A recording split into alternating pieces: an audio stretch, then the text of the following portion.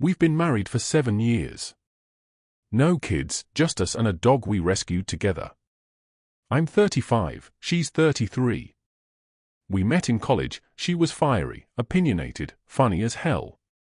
I was quieter, more reserved, but she brought something out of me that no one else ever had. I thought we balanced each other. I thought that was what love looked like. The first few years were good. I mean, really good. We were that couple that people said made them believe in relationships again. We traveled, laughed a lot, supported each other's careers. I thought we were building something real. But about a year ago, things started to shift, slowly, subtly. I chalked it up to stress. She started working longer hours, coming home later. She'd sigh and say her job was draining her soul, and I believed her. I cooked dinner most nights, tried to help her decompress. But she stopped being present. Physically she was there, but emotionally? Checked out. She stopped initiating affection. She used to leave little notes for me, those disappeared. Our conversations got shorter. I started hearing a new name pop up now and then, Ben from work. She talked about him a lot at first. Then, suddenly, not at all. That should have been a red flag. Instead, I told myself I was being paranoid. I remember one night, late December. She came home at 1:30 a.m., said it was a team holiday outing that ran long. She was laughing when she walked in, like she had the time of her life. She didn't see me sitting in the dark living room, waiting. When she saw me, her face changed. Just for a second.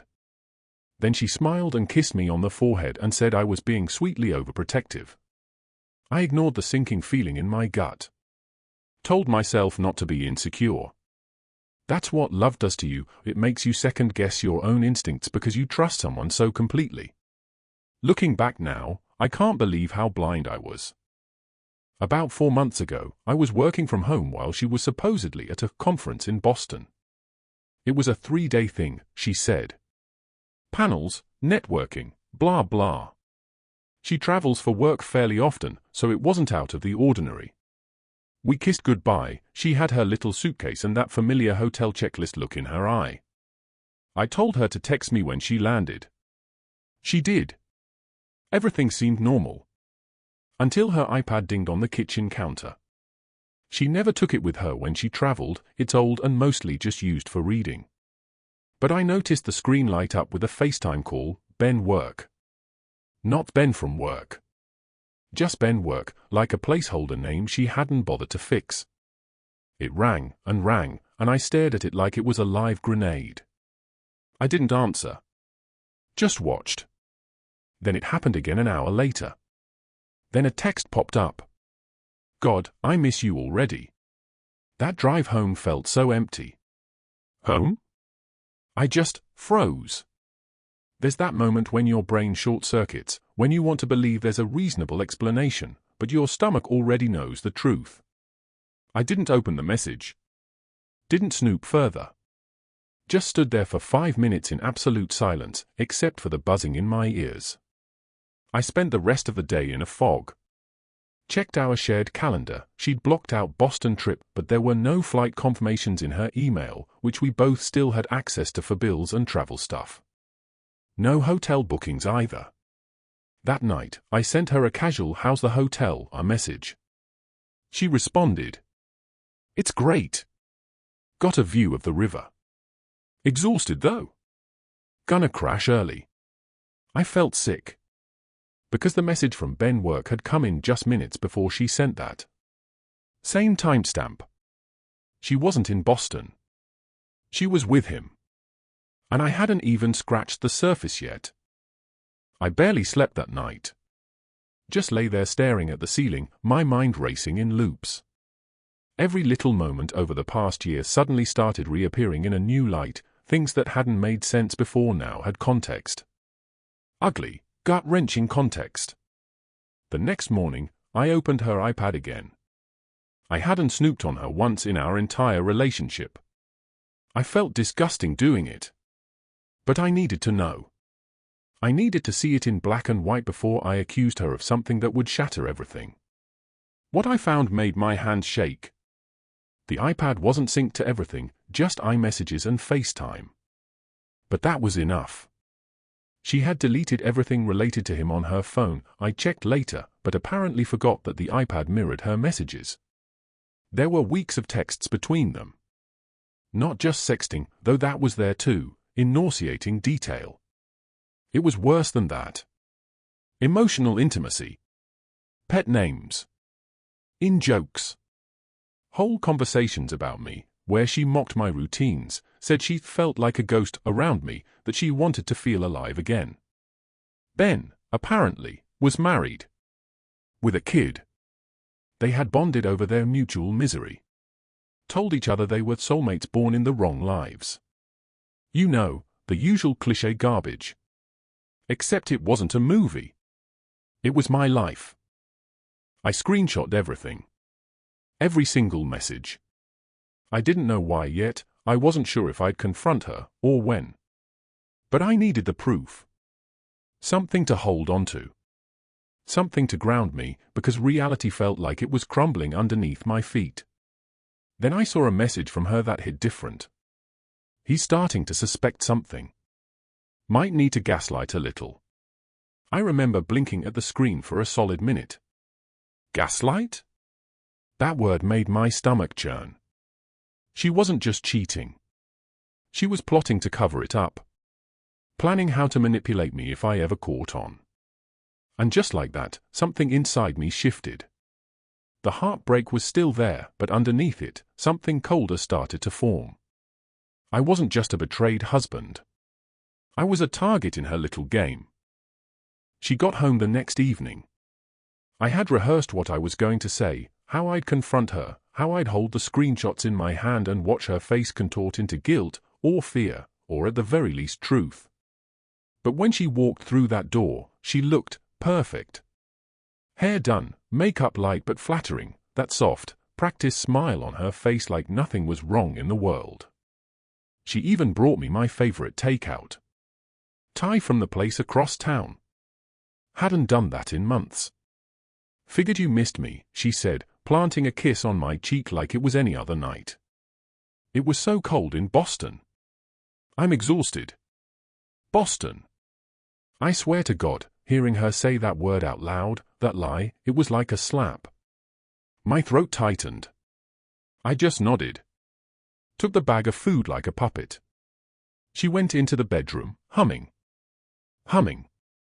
I sat there on the couch, watching her move around like she wasn't the villain in this story.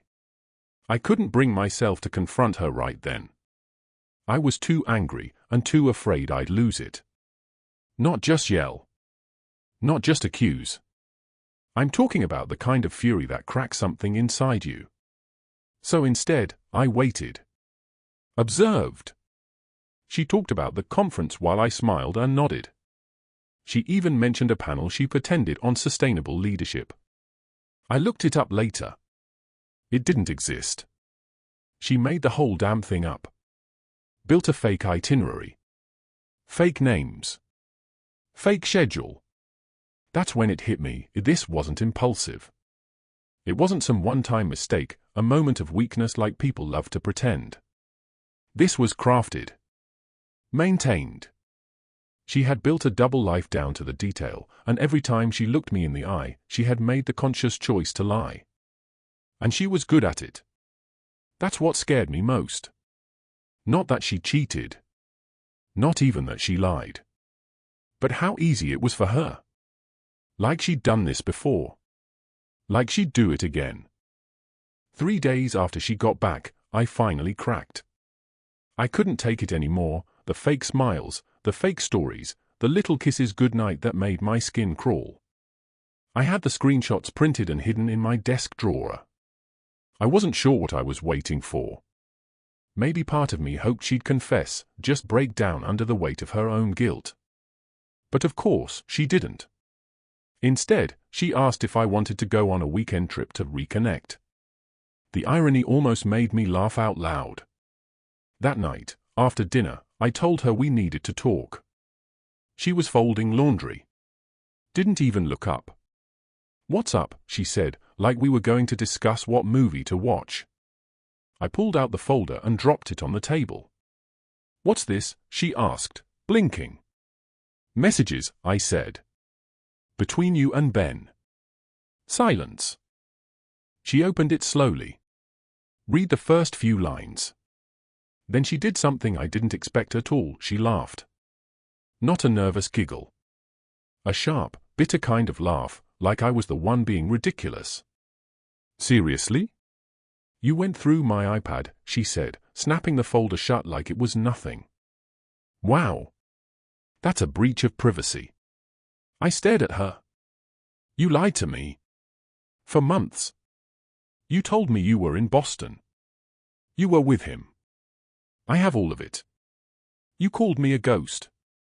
You said you'd have to gaslight me." She crossed her arms. "You're taking things way out of context." That line. That infuriating line. As if the hundreds of messages weren't clear. As if I was the crazy one. She started spinning the narrative immediately. "It wasn't like that," she said. "He was going through stuff, we were venting. Yes, it got inappropriate, but it wasn't physical. I needed emotional support, and you've been so distant lately. I didn't know how to talk to you anymore." Classic Davo, deny, attack, reverse victim and offender. I couldn't believe it. She wasn't sorry. Not even a little. She accused me of being emotionally unavailable. Told me I had pushed her to this. That maybe if I'd shown more interest, she wouldn't have had to find comfort elsewhere. It was like I was arguing with a stranger.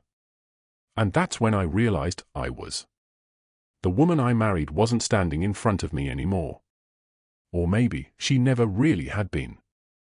After the confrontation, I thought there might be tears. Regret. A breakdown. Something real. But nope. She pivoted like a PR manager cleaning up a scandal. The next morning, she was calm. Cold, even.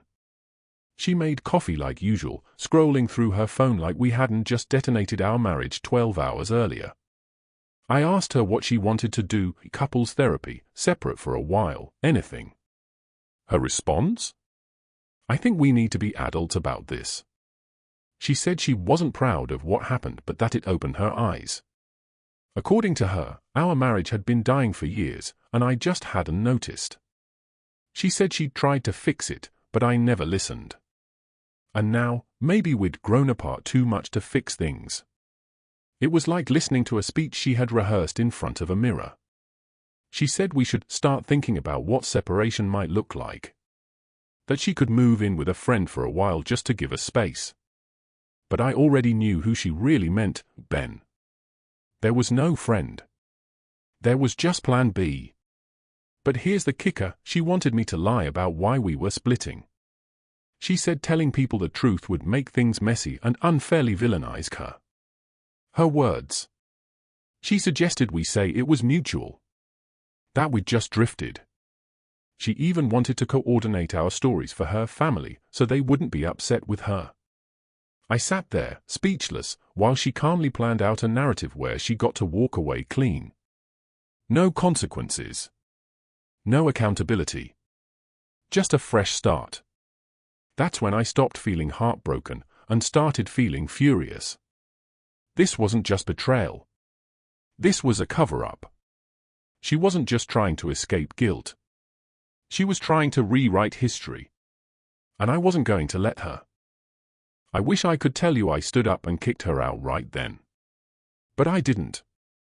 I nodded. I told her, yeah, maybe some space is good. I told her I'd think about the story we'd give her family. I even agreed not to tell anyone the real reason we were separating, for now. Why? Because I needed time. Not to heal. To plan. See, when someone lies to you that well, for that long, you start realizing that the truth doesn't matter to them. Only control does. And in that moment, I knew, if I confronted her from a place of emotion, she'd win. Again. She'd spin it, twist it, and walk away wearing the mask of a mature, misunderstood woman who just needed a reset. But if I stayed calm? Observed? Let her think I was too broken to fight back. I could take my power back. So I started documenting everything. I copied texts, screenshots, emails, took notes about conversations, times, dates, lies. I reached out to a lawyer. Quietly. Explained the situation, showed the evidence. He told me something that stuck with me. It's not about what you feel. It's about what you can prove. Meanwhile, she moved out. Said it was temporary. Took 2 suitcases and half the wine collection. Told her mom we were working on ourselves. I didn't argue. I smiled, even helped her carry bags to the car. She hugged me goodbye. Hugged me. And whispered, "I'm really proud of us for doing this the right way." I smiled back. Said, "Me too." Inside? I was already dead set on burning her web of lies to the ground. A week after she moved out, I got a call from her sister. We've always been close, she actually introduced us back in college. She sounded confused, cautious. "Hey, is everything okay between you two?" I asked her why. Apparently, my soon-to-be ex had been talking. A lot. Telling people we grew apart. That I'd been emotionally neglectful. That I had suggested the break. But here's the twist, she had also slipped up. She mentioned a new connection in her life. Someone who really sees her. Her sister, sharp as hell, put 2 and 2 together. Asked outright if she was seeing someone. My wife didn't deny it. She just said, "It's complicated." Her sister knew something was off. She told me she didn't want to take sides but felt like I deserved to know the real story she was spreading. I told her the truth. I didn't hold back. The affair. The fake trip. The gaslighting. Everything. I sent her screenshots, not to cause drama, but because I wanted one person in her circle to know I wasn't crazy. Her sister was horrified. She said she always had a weird feeling about Ben. That he used to comment on my wife's Instagram photos way too often. That she asked about him once and my wife brushed it off. Here's the part that floored me, apparently, this wasn't the first time. Years ago, before we were even married, she'd had a flirtation with a married co-worker. It never got physical, allegedly, but it was a pattern her sister had noticed. Emotional dependency, secrecy, romanticized drama. I sat there, staring at the wall, as she told me all this. And it clicked. My wife wasn't just cheating. She was addicted to attention. To validation. To the thrill of being wanted, desired, even stolen. Marriage, to her, wasn't about partnership. It was a stage. And she needed an audience. Knowing all this should have made me angry, and it did, but also deeply sad. I kept asking myself, how did I not see this? How could someone I trusted so much be so broken? I started talking to a therapist, trying to make sense of the flood of emotions. The betrayal, the humiliation, the grief. I didn't want to become bitter or obsessed with revenge, but the rage was a constant undercurrent. The worst part was the lying.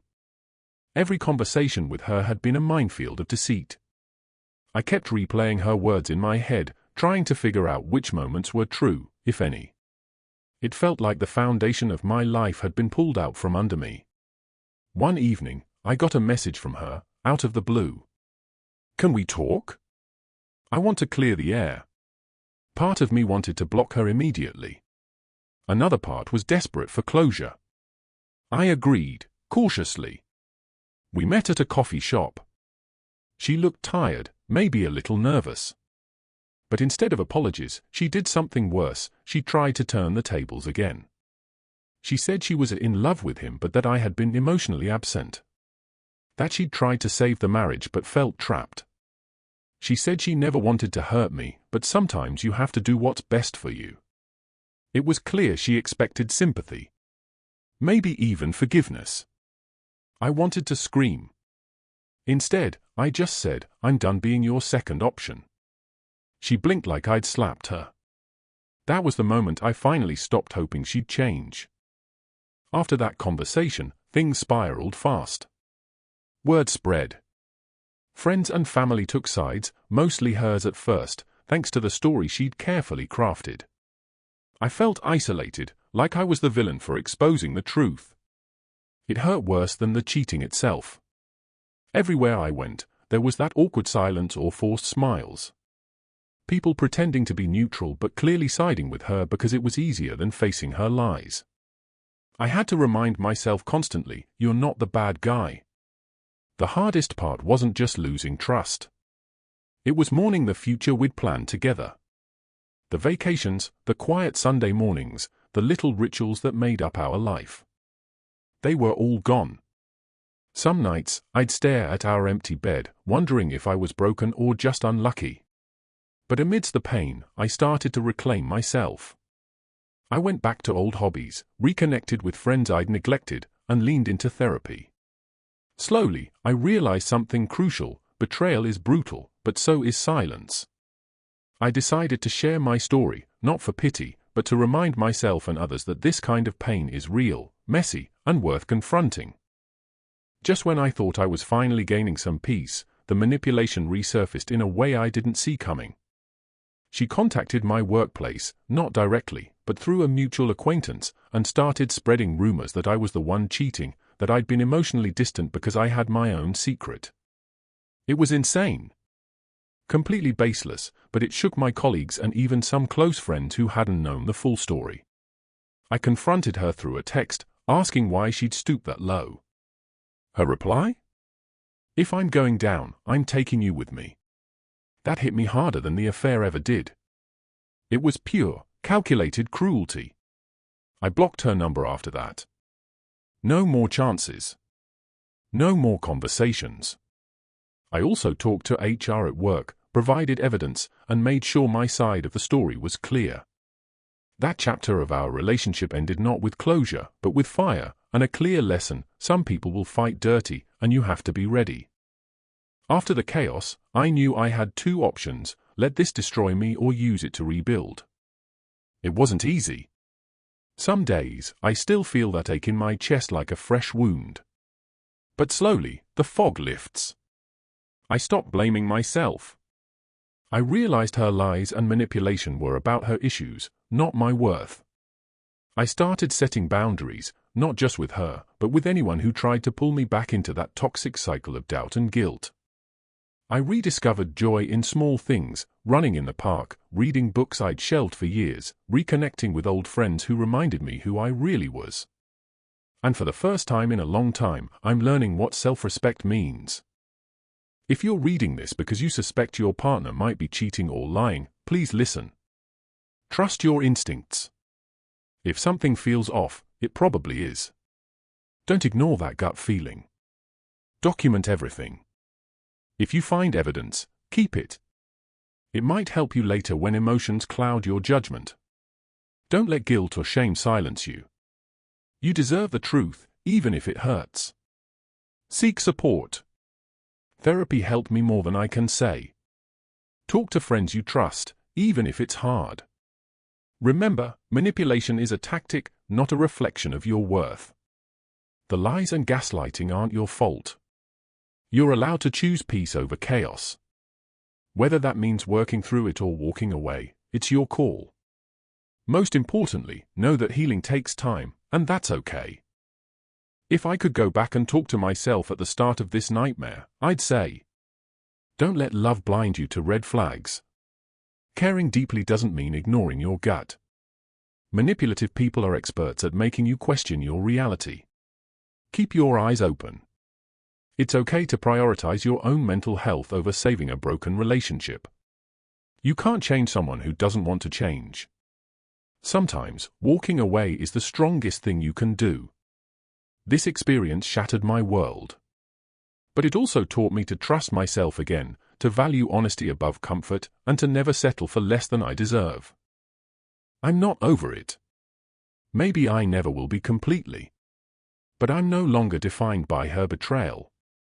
I've learned to find strength in vulnerability, to rebuild trust with myself first. Life after lies isn't easy, but it's honest. For anyone facing something similar, hold on to your truth. It's your anchor. And remember, sometimes the hardest endings lead to the most important beginnings.